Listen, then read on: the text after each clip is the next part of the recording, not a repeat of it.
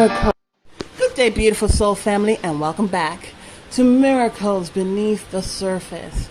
And I'm just getting back, and I just see some titles. And one of the title that I saw, even though it's mentioned on many videos, is about it's not easy to be the chosen one. It's not. And I think I even covered this fact by the means of, reflecting on the lives of prophets, people in the Bible. Okay? And so, like for instance, Job and David and Daniel and the Hebrew brothers and sisters. Okay?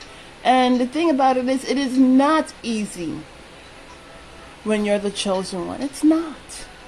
What God was showing me is, okay, so usually I see two paths. But hallelujah, all the honor and glory and praise goes to God the Almighty in Jesus' name. Just imagine one road, okay? And so it's a broad road. Okay, and so a lot of people are on that road, and they are taken by the temptations and the distractions and even the disturbances that Satan brings with the tribulations in this world. Okay, but imagine you going against the grain. Imagine you decided not to go in the same direction as everyone that is traveling on that road. And so as you're going in the opposite direction, there's only a narrow path. Do you feel me? And as you're going in the opposite direction against the grain, yes, you yourself are being combated with the temptations and the distractions and the disturbances just as the other people. But you're deciding to say no and go in the opposite direction.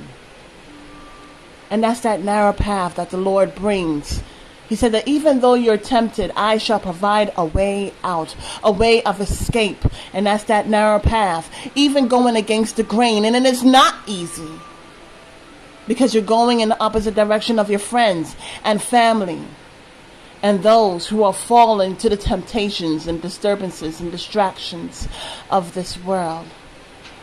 And so it is not easy. No, it's not easy to be the chosen one, especially when people are trying to be you and pretend to be you after the process. Go figure. Make that make sense.